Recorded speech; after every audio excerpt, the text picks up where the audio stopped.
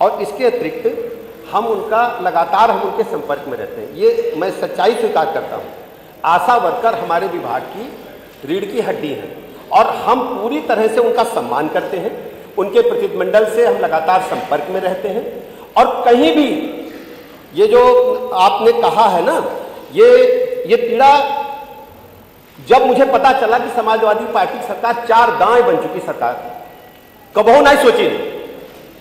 अब जो वैसी तन बैठिए जाए तब इनका परेशानी हुई रही है। परेशानी क्या हुई रही? परेशानी का यह नहीं है कि आशा वर्कर, इनका परेशानी यह है कि कैसों तन जुगाड़ लगे और जो मुंशी प्रेमचंद की कहानी नहीं है, 2 बैलों की कथा, वो जुगाड़ में लगे रहते हैं शेर लगाने में, लेकिन सफलता मिलने वाली नाई है, जुगाड़ लगे वाला नाई है। ये समझ लो अच्छी तरह तेरे, केवल ये मुंगेरी लाल का हसीन सपना है, कुछ ना हो वाला बात। अभी देखते हैं कि आधे भी ना बची हो। अगली दाएं जब चुनाव हो 27 में, यहाँ अभी जो अत्ते हो इतने नहीं बची हो, ये केवल गुमराह कह के वोट लीनहीन और दांव दीनहीन जनता का, कबहू जनता के साथ खड़े नहीं है। इनका काम चाहिए बंबई के लिए फिल्म स्टार और बाइस्कोप देखिए हैं और कौनी काम इनके लगे नहीं खे। मानी संदीप जी जो पूछी है, संदीप जी की बात से हम सहमत हैं।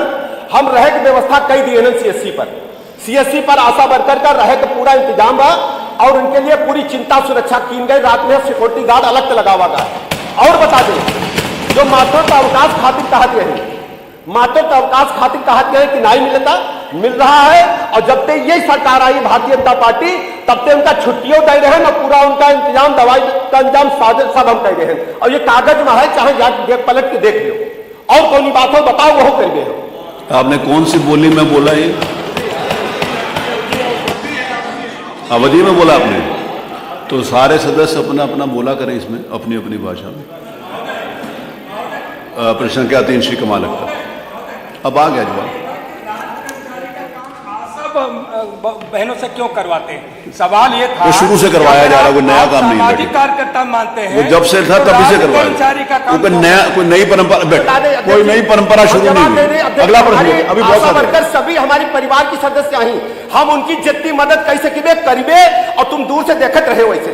चलिए, ये श्री कमाल अख्तर। श्री कमाल। धन्यवाद अध्यक्ष जी।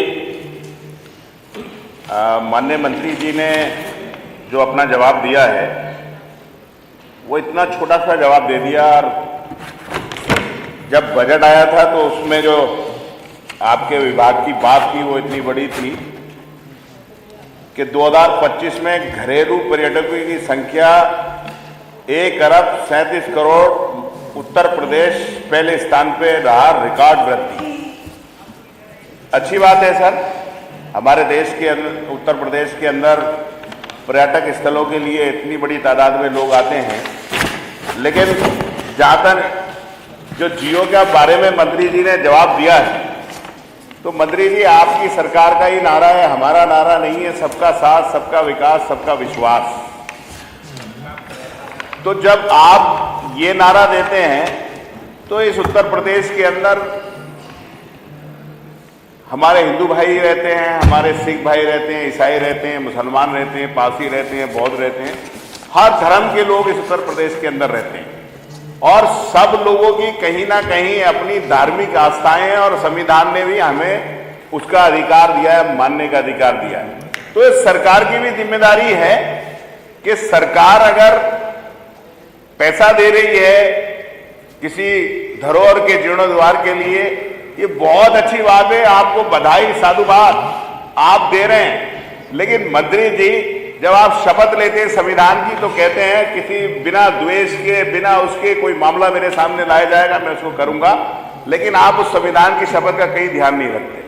मैं ये बात इसलिए कहना चाहता हूं, मैं आपके माध्यम से पूछना चाहता हूं कि मंत्री जी ये बता दें किस किस धर्म के कौन कौन से धार्मिक स्थलों के जीर्णोद्धार के लिए आपने पैसा दिया।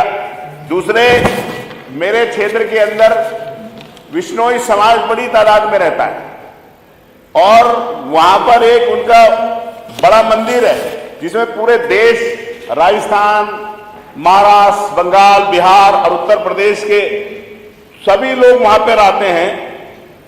उस मंदिर का नाम है भूड़ मंदिर टीबा।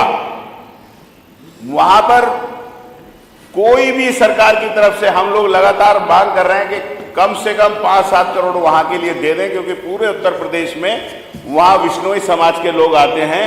और अभी एक बड़े गुरु थे, गुरु राजेंद्रानंद जी महाराज, जिनका अभी स्वर्गवास हुआ, जो अभी स्वर्गवासी हुए, मैं आपसे ये भी कहूंगा कि ऐसे लोग जिन्होंने बौद्ध धर्म की सेवा की है, बौद्ध धर्म के लिए काम किया, उनके बड़े अनुयायी पूरे देश के अंदर हैं, तो अगर ऐसे लोगों की प्रतिभा वहां लगाएंगे तो निश्चित तौर पे उस समाज के लोगों के अंदर उनके प्रति जो आस्था थी, भावना थी, वो भी रहेगी। तीसरा मैं ये कहूंगा कि हमारे यहाँ एक लाडला बात पड़ता है, अभी शिवरात्रि गई है, एक प्रकेटेश्वर धाम है, मंत्री जी लाडलाबाद आपने वहां पैसा तो दिया हम लोगों के अनुरोध पर, लेकिन साहब वहां मंदिर अच्छा बन जाएगा, वहां पे उसकी व्यवस्थाएं अच्छी हो जाएंगी, लेकिन वहां पर अगर रास्ते जाने के लिए सही नहीं होंगे तो वो भी उस पर्यटक स्थल के लिए कोई अच्छी चीज नहीं है। मैं आपसे ये भी कहूंगा कि बहुत सारा पैसा है कि वहां के लिए रास्ता बनाए।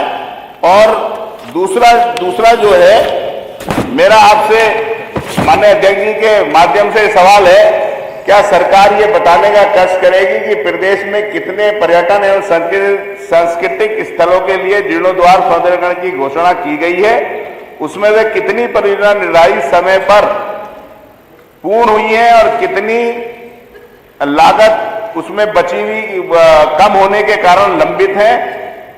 क्या सरकार परियोजनावार स्थित सदन के पटल पर रखेगी? भाई कहां से कोई सेटिंग है? कई महत्वपूर्ण पर्यटन स्थलों पर मूलभूत सुविधा जैसे शौचालय, हो गया, प्रश्न आ गया। पार्किंग।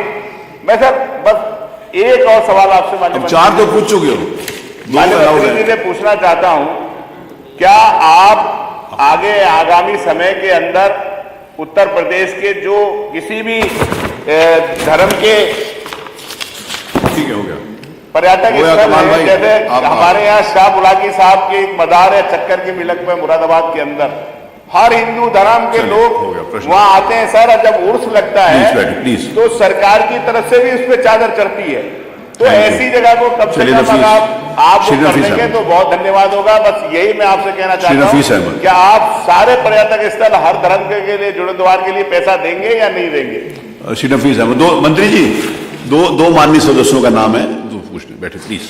माननीय अध्यक्ष जी, आपका बहुत बहुत शुक्रिया कि आपने अनुपूरक सवाल पूछने का मौका दिया। ये पर्यटन विभाग बहुत ही अहमियत रखता है और इस बात से कोई सहमत हो या ना हो, आप जरूर होंगे, क्योंकि